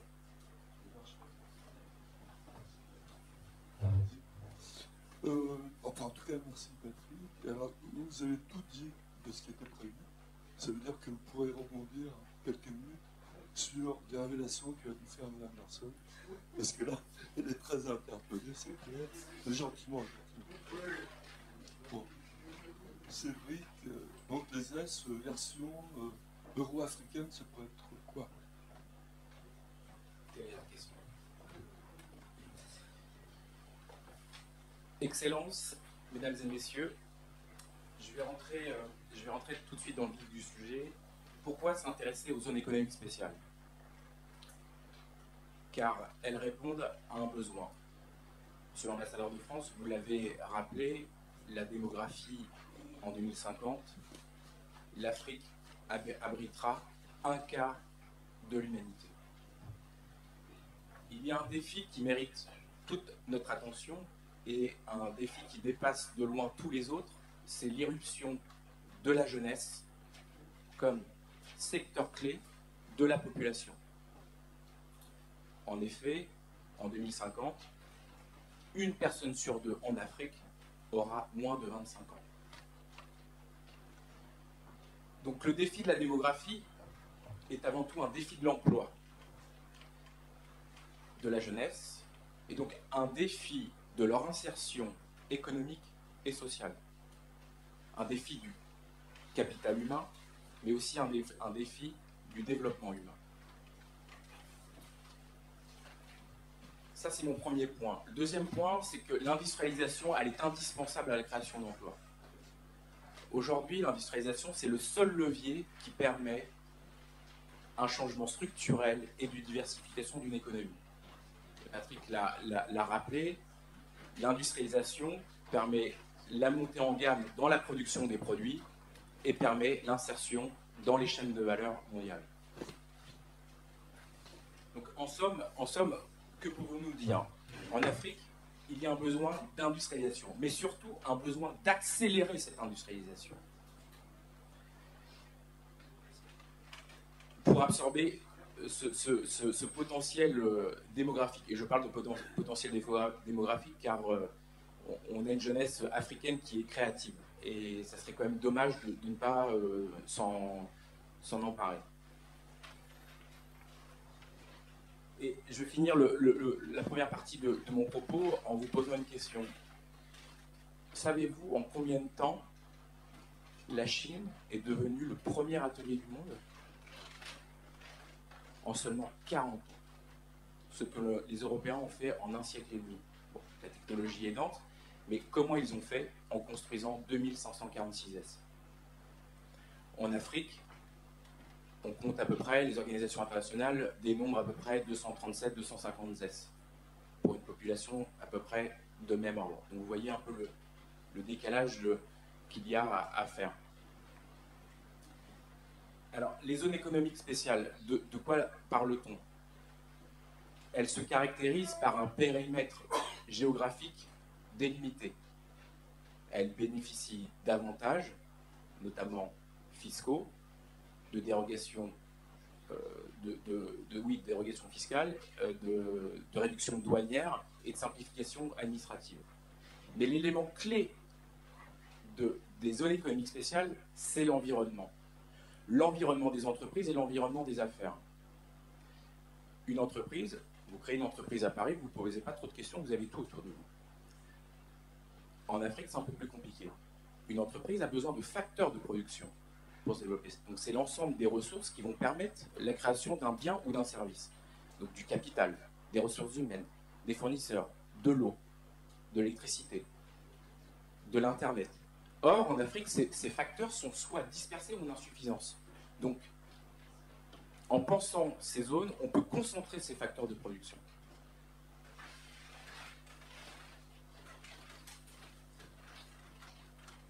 L'environnement des affaires. On peut se dire qu'au travers d'une ZES, on est capable à une petite échelle de recréer un environnement des affaires qui soit international, opérationnel et fiable des affaires. Et donc cet environnement permet de s'insérer dans les chaînes globales. Donc, en définitive, les S, cependant, en fait, les S n'ont pas réussi à avoir le pari qu'elles devaient avoir. Parce qu'en fait, ces S sont un peu assimilées à des enclaves territoriales. elles sont essentiellement portées sur l'attrait des IDE par des exonérations fiscales qui doivent être temporaires. Mais aujourd'hui, la temporalité, c'est un peu la norme. Et par l'exportation de biens qui sont de faible valeur ajoutée. Donc ces aides de première génération, en fait, elles ne correspondent pas aux besoins et aux attentes des pays africains pour générer des revenus aux États et de faire du développement économique local. Et d'ailleurs, le dernier rapport de la CNUSED en 2022 indique que dans les prochaines années, on va vers une profonde réforme de la fiscalité internationale et dont justement les exonérations fiscales dont bénéficient les S. Donc il y a un nouveau défi pour les pays africains, c'est qu'ils vont devoir passer d'exonération fiscale à des avantages budgétaires. Donc les entreprises devront payer des impôts, en contrepartie avoir de la formation professionnelle, par exemple. Alors, on voit bien que le modèle de première génération, il ne marche pas, et qu'il va falloir un modèle de deuxième génération. Et donc, au sein d'IPMED, on porte un modèle qui est inclusif, qui est durable, sécurisé et équitable. Quand on parle d'inclusion, c'est que la ZES ne doit pas rester une enclave territoriale, mais doit s'appuyer sur un écosystème local. Et de créer justement un écosystème socio-économique dynamique. Donc c'est pas seulement centré sur la ZES, mais on s'appuie sur l'écosystème. Et donc ça permet d'inclure les jeunes et d'inclure l'économie informelle. Durabilité, on l'a parlé, c'est se soumettre aux exigences environnementales, voilà, empreinte bas carbone, économie circulaire, etc. Sécuriser pour les revenus au niveau des États et sécuriser au niveau des investisseurs, des investissements. Et équitable pour intégrer l'Afrique dans les chaînes de valeur globales essentiellement.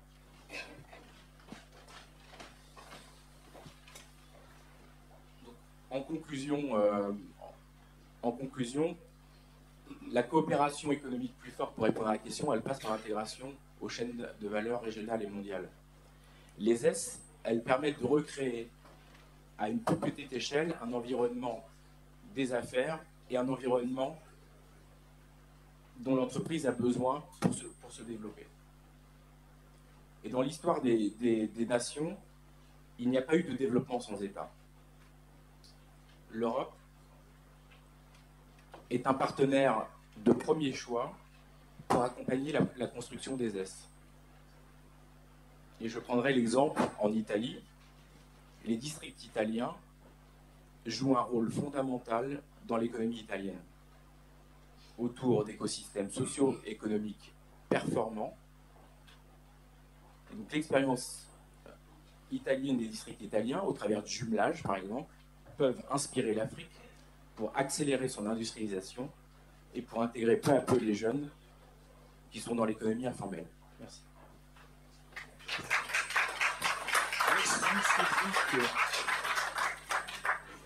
Merci beaucoup, tu nous as fait gagner du temps en plus. Donc, on va vous déranger, on va changer à nouveau le panel. Les premiers arrivés vont remonter sur scène, c'est-à-dire les deux ambassadeurs et Madame Larson, qui va parler la première, parce qu'elle a beaucoup de choses à dire.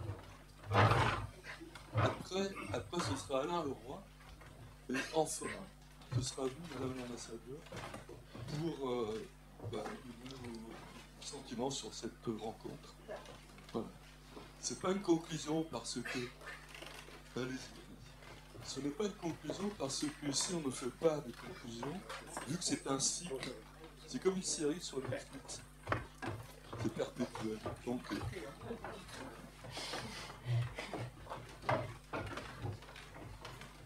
Donc, Madame Marcelone, vous avez beaucoup de choses à nous dire, on vous écoute très attentivement. Merci.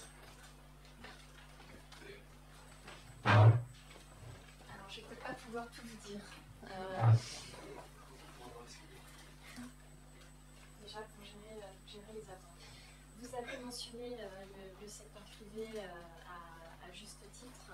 Alors, Ce qui est prévu dans la gouvernance du Global Gateway, c'est effectivement la mise en œuvre d'un groupe consultatif des acteurs de marché. Et ce groupe vise justement à garantir la participation du secteur privé et aussi à remonter l'expérience du secteur privé par rapport au Global Gateway. Il y a également au niveau de la gouvernance un comité qui est composé donc, du haut représentant M. Borrell, et également des commissaires compétents pour faire progresser donc, la mise en œuvre. Mais la mise en œuvre concrète, c'est principalement, enfin, et le dialogue et la définition des projets, c'est principalement, comme je l'ai dit tout à l'heure, au niveau des délégations dans les différents pays partenaires que le travail va se faire. Mais donc je voulais quand même signaler ce groupe consultatif des acteurs de marché qui aura un rôle évidemment très important à jouer pour partager le retour d'expérience et les éventuelles difficultés. Voilà, ensuite donc, je reviens à ce dont je voulais vous parler maintenant, à savoir donc le paquet d'investissement Global Gateway pour l'Afrique. Donc, comme je vous l'ai dit, c'est 150 milliards d'euros au service d'une ambition commune, à la fois pour 2030, mais aussi correspondant à l'agenda 2063 de l'Union africaine. Donc, dans cette ambition, il y a quoi comme thème ? Il y a accélérer la transition écologique, mais aussi la transition numérique.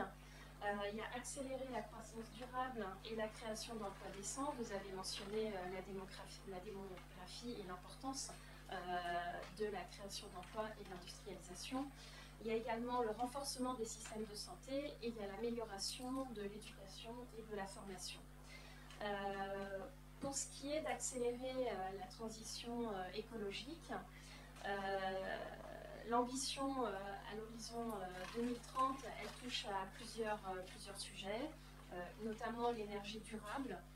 Donc c'est vraiment l'idée d'augmenter les capacités de production d'énergie renouvelable d'au moins 300 gigawatts.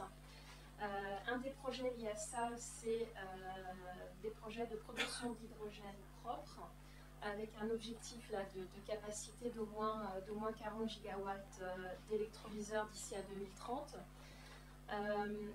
Ce projet d'hydrogène propre, il est important parce qu'il permet de développer ce secteur de l'hydrogène renouvelable en Afrique, en ouvrant des perspectives commerciales, tant du côté de l'offre que de celui de la demande, notamment pour des industries à forte intensité énergétique. Dans cette ambition, donc à l'horizon 2030, sur ce thème de transition écologique, il y a aussi la biodiversité, il y a aussi le travail sur les systèmes agroalimentaires pour accélérer la transformation des systèmes alimentaires africains. Il y a également la résilience face au changement climatique et la réduction des risques de catastrophes. Le deuxième thème donc, que je vous ai mentionné, c'est la transition numérique. Donc là, l'ambition, c'est d'accélérer l'accès universel, sûr et sécurisé de tous les Africains à des réseaux Internet fiables, où qu'ils se trouvent sur le continent. Il y a une plateforme qui est mise en place. C'est la plateforme Digital for Development entre l'Union africaine et l'Union européenne. C'est une action qui concerne plusieurs donateurs et qui vise à contribuer à la mise en œuvre de la coopération numérique en fournissant une assistance notamment technique aux institutions nationales et régionales pour élaborer des plans de transformation numérique et soutenir la mise en œuvre de projets numériques. Donc ça, c'est un exemple dans le domaine de la transition numérique. Dans le domaine de la croissance durable et de la création d'emplois décents, il s'agit là vraiment de stimuler, d'augmenter les investissements destinés à stimuler l'intégration économique régionale et continentale, la croissance et la création d'emplois décents, notamment donc, dans le domaine des transports, en intégrant des réseaux de transport multimodaux africains, notamment aussi dans le soutien aux entreprises, dans l'intégration économique et dans des chaînes de valeur durables pour des matières premières, notamment minérales.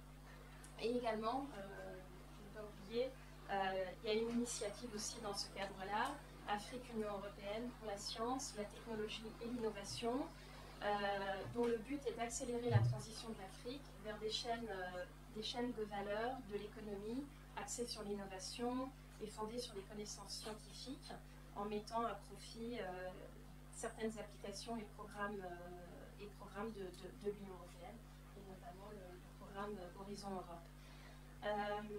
Je peux vous donner un exemple de projet lié à cette thématique de croissance durable et de création d'emplois décents, c'est l'entrepreneuriat féminin pour l'Afrique, qui permet aux entreprises dirigées par des femmes de s'intégrer dans les chaînes de valeur locales, régionales et internationales, en vue de mener les entrepreneuses africaines vers la réussite.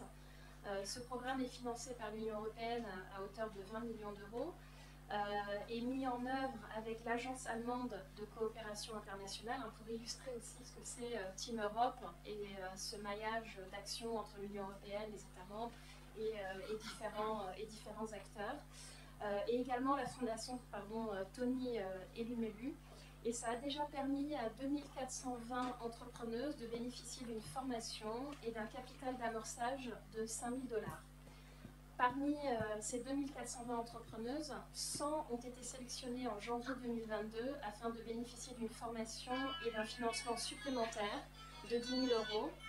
Et les 20 entrepreneuses les plus performantes seront sélectionnées pour participer à un programme spécifique de croissance. Donc ça, c'était pour illustrer cette thématique. Je vous ai mentionné aussi donc, dans les priorités le renforcement des systèmes pharmaceutiques et de santé. Là, on vous a déjà mentionné notamment le développement d'unités de production de vaccins dans différents pays d'Afrique, notamment le Rwanda, le Sénégal. J'ai aussi parlé de l'Afrique du Sud, avec vraiment l'objectif aussi d'améliorer la couverture vaccinale et de renforcer le système pharmaceutique africain grâce à des capacités de fabrication locales également. Pour ce qui est d'investir dans l'éducation et dans la formation, là, l'idée est vraiment d'encourager les échanges et la mobilité de la jeunesse africaine en Afrique, mais aussi entre l'Afrique et l'Europe, notamment en élargissant le programme Erasmus+. Début octobre, la Commission a aussi, dans le cadre de l'année européenne de la jeunesse, adopté un plan d'action pour la jeunesse, mais un plan d'action pour la jeunesse mondiale, pas pour la jeunesse européenne. Et notamment, dans ce plan d'action, il y a une initiative d'une académie de la jeunesse Afrique-Europe qui sera dotée de 50 millions d'euros pour promouvoir les échanges et pour promouvoir aussi le leadership de cette jeunesse africaine. Et vous mentionniez aussi tout à l'heure un autre projet qui est Investing in Young Business in Africa, qui est aussi relié à ce plan d'action. Donc voilà, l'objectif de cette plateforme d'investissement de 250 milliards d'euros, elle est de permettre d'accélérer certaines transformations qui sont déjà en cours, de les faciliter et d'aborder ensemble, vous avez parlé de solidarité, d'aborder aussi ensemble ces grands défis qui nous concernent tous. Je vais m'arrêter. Il y avait dans votre texte, vous évoquiez l'action la création d'un groupe consultatif des acteurs de marché. Oui. Bon, vous l'avez dit? J'ai commencé. Pardon. Voilà. Un moment d'inattention, je prie de m'excuser. Donc on va écouter. Vous êtes tout excusé. Pardon. On va écouter l'ambassadeur Alain Leroy sur l'Alliance pour l'entrepreneuriat en Afrique. Merci, je vais peut-être en dire un mot, mais avant, de façon très rapide et télégraphique, je vais peut-être rebondir sur plusieurs des points qui ont été évoqués par les différents intervenants tout à l'heure. D'abord, rappeler un chiffre qui n'a pas encore été dit. D'ici 2050, c'est 450 millions de jeunes Africains qui vont venir, qui vont chercher un emploi. 450 millions, c'est énorme. Et que pour le moment, les élus des familles hautes disent que le secteur formel, d'ici 2050, va fournir environ 250 millions d'emplois. Donc le gap est énorme, d'où le besoin de travailler énormément, c'est secteur formel et informel, bien sûr. Et je crois que ça calme un peu les chiffres de tout ce qui est dit. Deuxièmement, ce que disait M. Semel sur la SDCAF, le besoin, si on veut une SDCAF qui marche, la base, c'est des infrastructures, c'est la base, enfin, c'est les échanges, c'est très clair, c'est ça la priorité absolue. 3, sur adaptation, formation, je crois que vous avez très bien précisé ce qui est prévu justement dans le plan Global Gateway. Et effectivement, c'est majeur que les formations soient adaptées aux besoins du marché, la situation pédagogique bien sûr. Moi, je note aussi ce que fait Meridiam qui aussi fait une formation pour les entrepreneurs. Il y a des très belles réussites. Il y a au Bénin une très belle réussite, c'est Nécité. C'est une très très belle réussite aussi de formation, qui a une vocation même régionale, pas seulement pour le Bénin, très très belle réussite. Je sais ce que le Rwanda fait aussi pour adapter sa formation aux besoins de son marché. Et au passage aussi, j'ai oublié de mentionner tout à l'heure que le Rwanda, comme production locale de vaccins, aussi un autre exemple, bien sûr. Vous avez sorti la formation de l'INBELOU, donc ça, je ne reviens pas. En tout cas, ce problème est bien identifié et il y a des très bonnes réussites. Vraiment, c'est nécité et c'est une très très belle. Ensuite, autre point plus compliqué, ce que vous appelez l'environnement normatif européen. Alors, vous l'avez dit de façon très, très diplomatique, c'est ce qu'on entend dès qu'on va en Afrique. On veut faire une infrastructure, on demande à l'Europe, ça met 2 ans, on demande à la Chine en 2 mois, elle répond, etc. Donc, et alors, on a beaucoup discuté avec la Commission, avec les GMPA, etc. C'est très clair qu'on peut encore beaucoup améliorer les choses, faire des certifications, bien sûr. Néanmoins, il y a une limite. Et la limite, ça consiste à dire que quand on fait un investissement financé par l'Union européenne, il y a des conditions qu'on s'impose, mais dont certaines me paraissent indispensables. Par exemple, le besoin d'une étude d'impact. C'est sûr que sur autre, les investisseurs qui font qu'une étude d'impact, et après on s'aperçoit au bout de quelques années, ça va. Donc, une étude d'impact, c'est sérieux, ça prend du temps, donc ça, c'est un temps un peu incompressible. Ensuite, les études sur la durabilité de l'investissement. Tout ça, voilà, ce qui fait, c'est. Mais un des points sur lesquels on insiste, nous, c'est. Quand on fait les investissements en financement, c'est sur la transparence. Et c'est pour ça qu'on a essayé de pousser ce qu'on appelle, par exemple, un des exemples de la transformation, la plateforme source. En fait, que quand on fait un appel d'offres sur cette plateforme, on assure que la transparence est la plus possible, parce que c'est la transparence qui donne confiance aux investisseurs. Voilà, tout ça, c'est très important. Donc, entièrement d'accord sur la question du problème de l'environnement normatif, mais il y a des délais incompressibles. Et il me semble que si on veut un investissement durable avec un impact durable, ça perd un peu de temps, mais in fine, on amène quand même. Mais je ne dis pas, mais c'est très clair qu'il y a des gros problèmes en affaires en matière de simplification. Je suis entièrement d'accord. Autrement, vous avez appelé l'énergie. C'est vrai que c'est un des grands sujets qui a été abattu au sein de l'Europe d'Afrique, et parce qu'il venait juste après la COP26. C'est la COP26. Le président Macky Sall nous a dit très clairement, vous êtes bien gentils, les Européens, vous dites arrêt du financement public de toutes les énergies fossiles. Moi, comment je le fais au Sénégal, la moitié de ma population n'a pas d'électricité, c'est une chiffre aussi en Afrique. J'ai du gaz, c'est pour l'exploration et production de mon gaz. Ça, j'ai pas de problème de trouver des financements, c'est les grandes compagnies pétrolières, ça, tous les investissements privés. Mais pour les centrales à gaz pour l'électricité, certaines sont rentables pour avoir un financement privé, certaines ne sont pas rentables, j'ai besoin d'un financement privé. Donc, voilà un peu la question, je vais peut-être bien résumer. Et là, la réponse un peu européenne, c'était un peu prendre l'exemple de ce qu'on a proposé pour l'Afrique du Sud, ce qu'on appelle un Just Energy Transition Partnership, en français. Et là-dessus, c'est ce qu'on a fait pour transformer aussi un peu le charbon sud-africain et SCOM, etc., pour trouver des financements pour aider à la transition vers de plus en plus d'énergie durable, d'énergie durable, de production durable d'électricité. Voilà, donc là-dessus, on travaille beaucoup sur cette question. Et je donne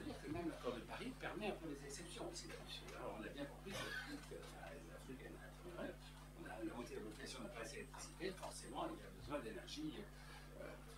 Bon, enfin, je pourrais beaucoup commenter ces différents points, mais alors je reviens maintenant au point que vous soulevez, Fred et Sylvain Foligno, sur les idées que nous poussons, qui sont encore, encore en cours d'élaboration, donc c'est-à-dire secteur privé majeur, la loi. C'est-à-dire que oui,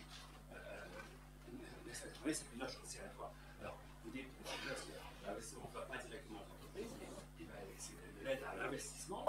On va décider de financer des routes, des ponts, des numériques, etc. Bon, ça, c'est clair que ce n'est pas direct à l'entreprise, mais après, ça fait n'importe ce qu'on souhaite, c'est qu'il y ait des appels d'offres pour qu'ensuite les entreprises européennes puissent bénéficier de ces appels d'offres. Bien sûr, donc ça, c'est la base.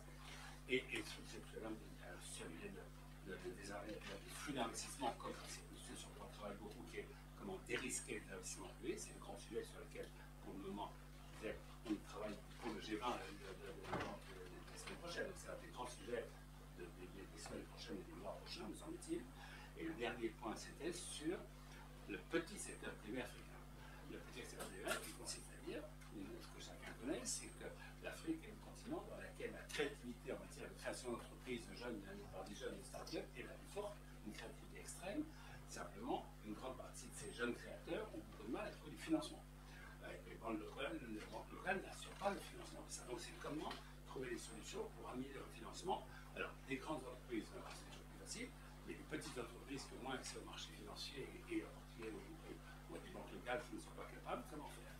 Et d'où cette idée, on a lancé ça, c'était l'idée de mai 2021, cette alliance pour l'entrepreneuriat en Afrique, qui est d'ailleurs une idée qui nous a été un peu suggérée par Jean-Michel Severino, parce que c'est un peu, chacun connaît, pour aider les jeunes entrepreneurs, c'est le travail que fait le Fonds investisseurs et partenaires, qui est majeur pour accompagner financer et accompagner les jeunes entrepreneurs.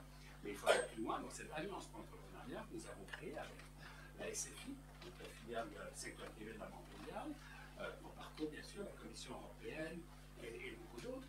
Bon, et là-dessus, c'est pour trouver l'accès à financement. Alors, pour être tout à fait franc, pour le moment, j'ai fait le point encore de quelques jours, pour le moment, il faut encore travailler auprès de la SFI, il n'a pas encore eu les financements suffisants.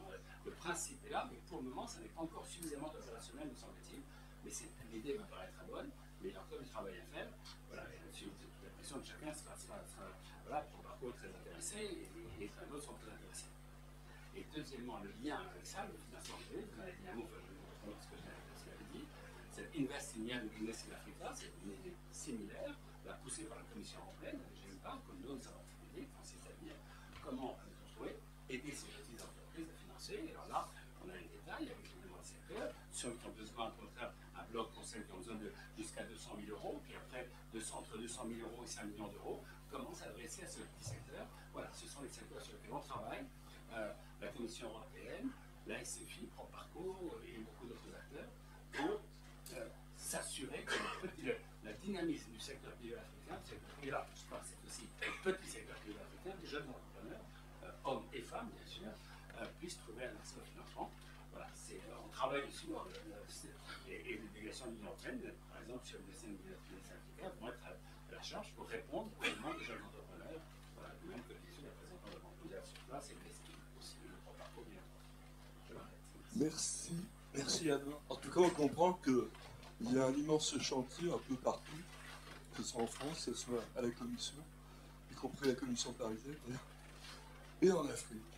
Alors, Madame l'ambassadeur, ce ne sera pas les 5 minutes de conclusion, mais les 5 minutes de la fin, comme il y avait une série autrefois, en noir et blanc. Il y a longtemps, hein, il y a 50 ans. Les 5 dernières années. Je le dis, je le répète, il n'y aura jamais de conclusion faite dans nos rencontres parce que c'est un cycle. Donc la parade ne finira jamais. Voilà. Donc on rebondira éternellement. Donc Madame l'ambassadrice, 5 minutes, quel est votre sentiment? Est-ce que vous avez eu des réponses à vos questions? Est-ce que vous avez encore des questions? Enfin voilà, à vous. Merci beaucoup. Merci. Je voudrais vraiment remercier tous ceux qui ont intervenu. J'ai eu beaucoup d'informations et certaines réponses à mes interrogations, mais je continue à m'interroger quand même, comme M. Lucien, Patrick de Lucien. De nos échanges, j'ai retenu que nous sommes conscients qu'en Afrique, quelqu'un l'a dit, c'est véritablement le secteur privé qui est le moteur du développement. Toutes les stratégies de développement que nous avons mises en place mettent le secteur privé au cœur de ces stratégies. Nous, en tout cas, depuis le premier plan qui a précédé celui-là, nous avons intégré carrément le secteur privé dans le plan de développement économique et social qui est quand même une émanation de l'État. Mais le secteur privé y est fortement, y compris des projets du secteur privé. Ce que nous allons faire pour la table ronde à laquelle je vous convie tous, c'est faire en sorte de présenter au forum des investisseurs 10 projets, 10 grands projets structurants avec études de faisabilité réalisées par la SFI qui pourront susciter l'intérêt des partenaires privés, mais qui servent aussi je dirais, comme ils sont structurants, ils vont pouvoir entraîner, des effets d'entraînement, avoir un effet d'entraînement sur l'ensemble du secteur privé nigérien. Quand vous voyez combien rien que la construction du pipeline du Niger qui va aller jusqu'au Bénin, combien ça a pu générer d'emplois, combien ça a pu créer les conditions de petites affaires pour les startups comme pour les secteurs informels qui deviennent de plus en plus formels.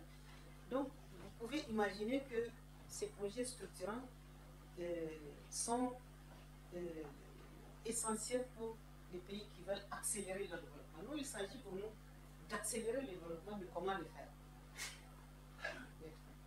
Et c'est pour cela que dans notre programme aussi, nous avons prévu ce que nous appelons non pas les S, mais les pôles agro-industriels intégrés. Les pôles agro-industriels intégrés, c'est vraiment se baser sur nos potentiels agricole et élevage, et pastoral, je dirais, et pour développer les chaînes de valeur, pour créer le maximum de productivité et de valeur ajoutée dans nos pays. Et on en parle de parc agro-industriel, et c'est de ça qu'il s'agit, on ne l'appelle pas CES.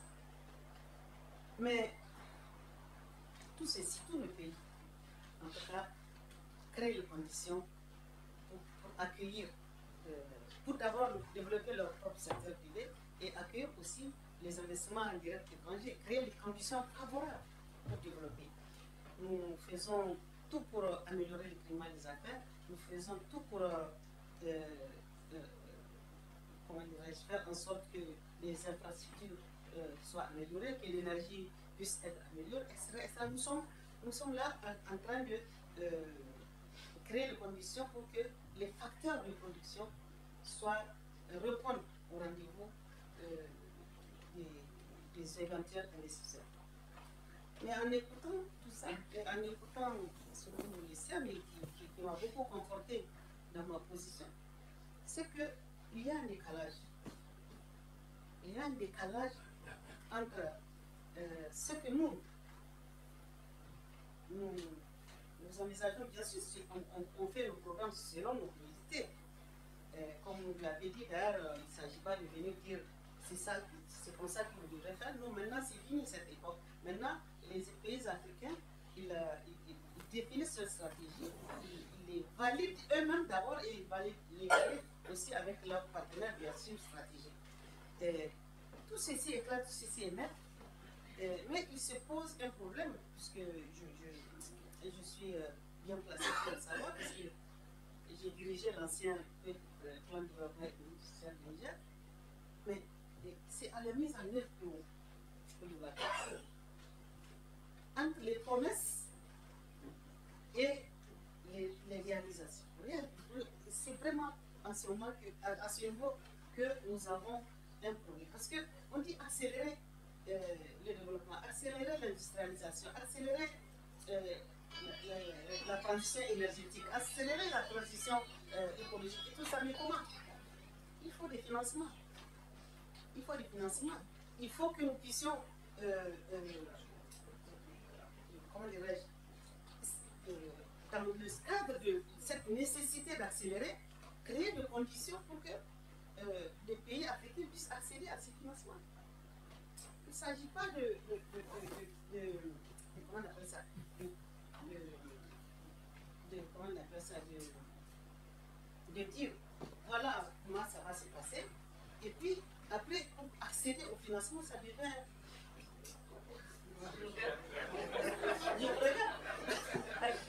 et je connais les procédures en plus. Bon, vous connaissez par où il faut passer. Et ils ont dit qu'ils n'ont pas d'interlocuteur. Mais comment on va faire pour accélérer accéder au financement? Je vous invite vraiment à la table ronde, vous particulièrement, à la table ronde du Niger, pour que vous voyez au niveau du forum des investisseurs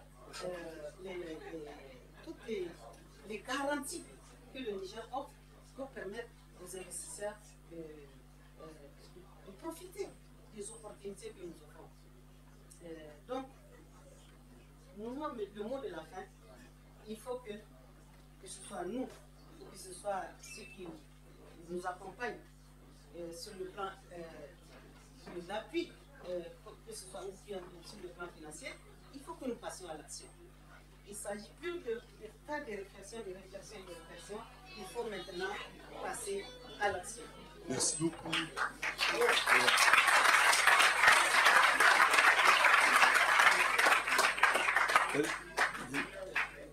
Vous ne bougez pas, je vous demande encore une minute de patience. L'événement auquel faisait allusion Madame l'ambassadeur en début de son propos, c'est le grand forum du 5 et 6 décembre à Paris, qui est dédié au Niger et à l'hôtel de collectionneur. Je l'ai dit au début, mais certains sont arrivés à temps, pourquoi je me répète. Alors maintenant. Mais je vous allez dans des invitations.